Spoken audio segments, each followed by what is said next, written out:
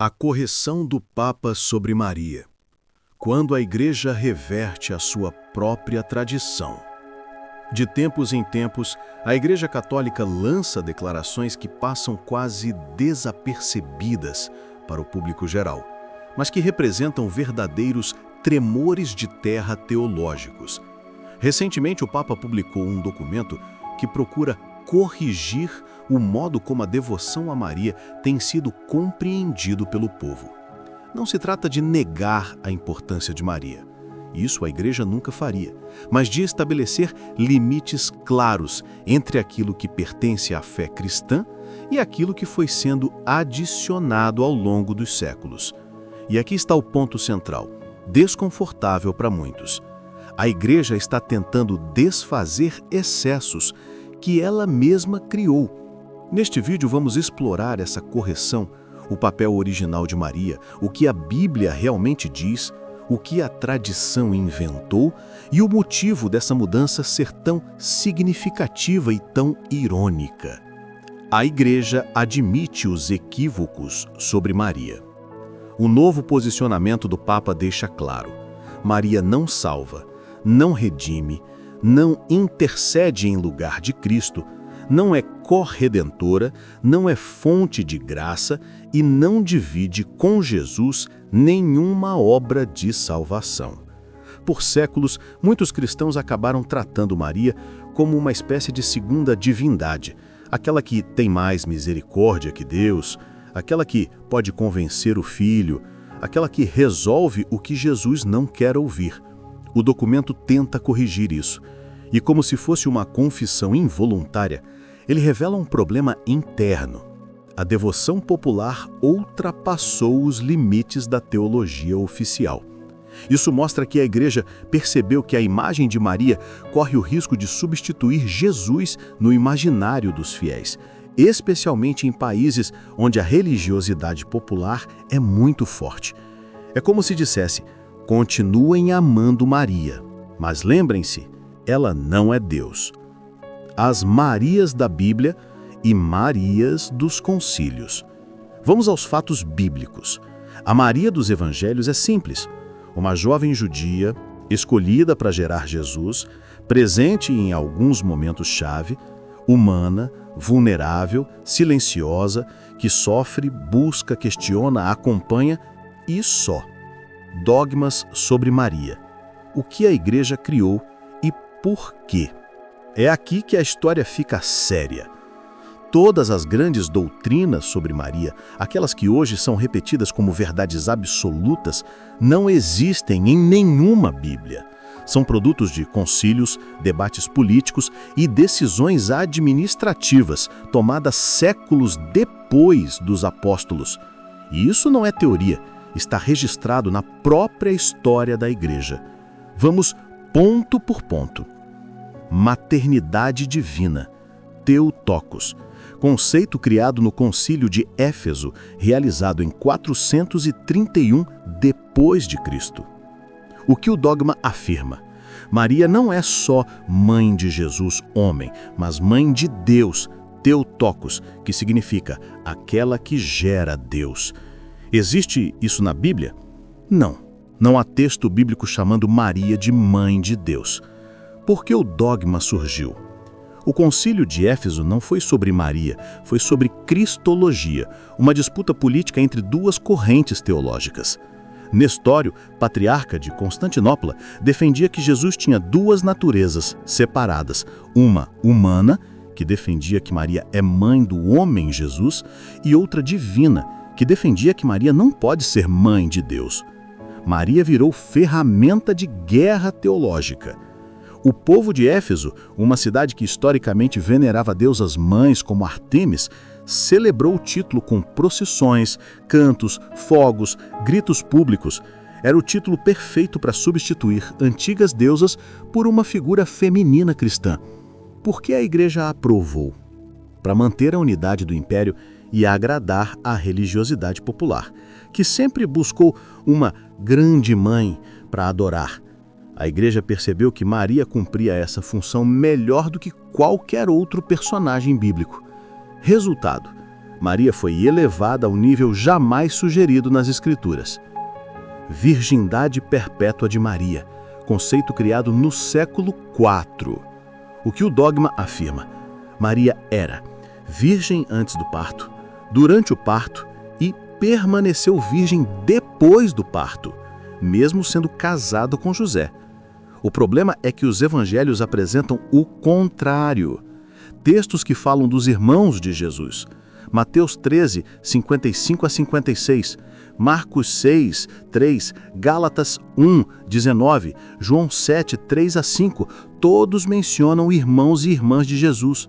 Em grego, a palavra é adelphoi, que significa literalmente irmãos de sangue. Os reformadores protestantes, Lutero, Calvino, Zwinglio, tentaram suavizar isso, mas o texto é claro. Jesus teve irmãos biológicos. Então por que o dogma existe? Porque a teologia antiga tinha vergonha do sexo, não porque a Bíblia ensina isso. Imaculada Conceição. Um conceito criado em 1854. O que o dogma afirma? Maria nasceu sem pecado original. Isso está na Bíblia? Não. Absolutamente inexistente. Por que foi criado tão tarde? O século XIX foi um período em que o Papa buscava reafirmar a autoridade espiritual num mundo que estava se tornando cada vez mais racionalista e científico. Definir um dogma mariano tão grande era uma forma de 1. Reforçar poder papal. 2. Garantir unidade interna. 3. Agradar a devoção popular. 4. Afastar protestantes que negavam tudo isso.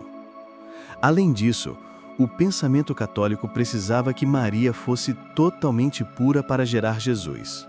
Mas isso não tem base bíblica. Lucas 1,47 mostra Maria dizendo: "Meu espírito se alegra em Deus, meu Salvador." Se ela precisasse de Salvador, então não nasceu sem pecado. O dogma, portanto, é uma dedução teológica tardia, não uma revelação. Assunção de Maria. Conceito criado em 1950. O que o dogma afirma? Maria foi levada ao céu em corpo, assim como Jesus. Problema: não há nenhum versículo sobre isso. Nada nos evangelhos. Nada nas cartas apostólicas. Nada nos escritos dos primeiros cristãos. Origem. Começou como lenda no século IV, virou tradição no século VI e foi oficializado apenas em 1950. Por que aceitar isso? 1.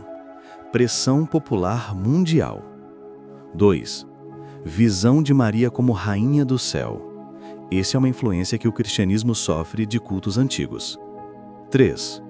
Vontade papal de reforçar a autoridade religiosa após a Segunda Guerra Mundial.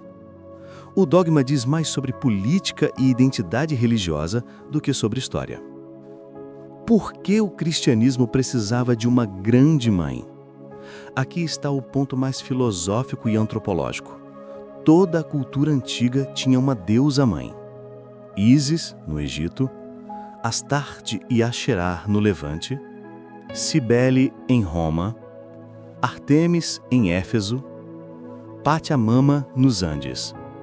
O cristianismo, por destruir religiões locais, precisava preencher o vazio simbólico deixado pela figura da Mãe Universal. As pessoas queriam, e ainda querem, uma figura feminina que acolhe, protege, perdoa e intercede. Uma figura mais humana que o Deus masculino, guerreiro e vingativo do Antigo Testamento. Maria tornou-se essa ponte emocional. Ela é a mãe que entende, que acolhe, que ouve, que intercede, que protege. Nada disso está na Bíblia, mas tudo isso está na psique humana. As pessoas sempre buscaram uma grande mãe. A Igreja simplesmente oficializou essa necessidade. Nada nas Escrituras afirma que ela nasceu sem pecado, que permaneceu virgem para sempre, que subiu viva ao céu, que intercede pelos mortos, que distribui graças, que participa da salvação, que foi coroada no céu, que é mediadora universal, que é corredentora. Essas ideias surgiram séculos depois em concílios, debates teológicos, tradições populares e decisões papais. Ou seja, a Maria que milhões veneram hoje não é a Maria da Bíblia, mas sim a Maria construída ao longo de 1900 anos. E o novo documento do Papa reconhece isso de forma delicada, mas clara. A ironia que ninguém diz em público. Existe algo profundamente irônico nesse movimento. A igreja que promoveu aparições, dogmas, novenas, procissões, títulos e festas marianas, agora tenta colocar freios na mesma devoção que incentivou. Durante séculos, quem questionasse exageros marianos era censurado. Hoje é a própria igreja tentando conter esses exageros. É uma revisitação histórica tardia, um acerto de contas com as consequências das próprias tradições. A devoção ficou tão grande que em muitos lugares Maria se tornou mais invocada do que o próprio Jesus. A fala do Papa tenta recuperar um equilíbrio teológico que a própria tradição já havia perdido. Católicos e protestantes, extremos contrários e falhos. Os protestantes, em reação aos excessos católicos, reduziram Maria a quase nada. Para muitos, ela é só uma mulher, entre tantas. Mas isso também é incorreto. A Bíblia descreve Maria como bendita entre as mulheres, bem-aventurada de geração em geração, mulher de fé e coragem. Ela não é uma deusa, mas também não é irrelevante. O problema é o extremo.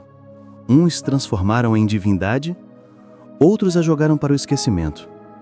A nova declaração do Papa tenta encontrar o caminho do meio. Tarde, muito tarde, mas estão tentando. Então, quem é Maria de fato?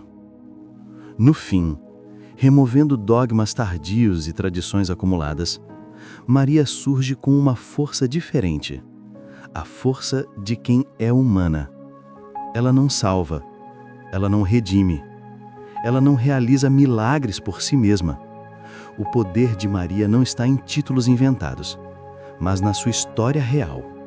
Uma jovem simples, que aceitou um destino difícil, que suportou o sofrimento, que permaneceu fiel, que viveu e morreu como todas as outras mulheres da sua época. Para muitos, isso deveria torná-la ainda mais inspirador, e não menos. Como conclusão, podemos afirmar que a correção feita pelo Papa não é apenas teológica, é histórica, é cultural, é política e, acima de tudo, é simbólica. Depois de séculos de amplificação, a Igreja agora tenta recuperar o portrato original de Maria. Não a Maria dos dogmas, mas a Maria dos Evangelhos. Não Maria Rainha do Céu, mas a Maria Mulher. Não a Maria Corredentora, mas a Maria Discípula. Essa mudança, ainda que suave e diplomática, representa algo profundo. O reconhecimento de que tradições humanas podem distorcer mensagens espirituais. E de que, quando isso ocorre, o próprio sistema religioso precisa se corrigir. Talvez essa seja a parte mais interessante de toda a história. A ideia de que até as instituições religiosas precisam rever seus excessos. Maria não precisa ser deusa para ter importância. Sua grandeza está justamente em ter sido humana. E talvez seja isso que a fé e a própria Igreja precisem ver aprender.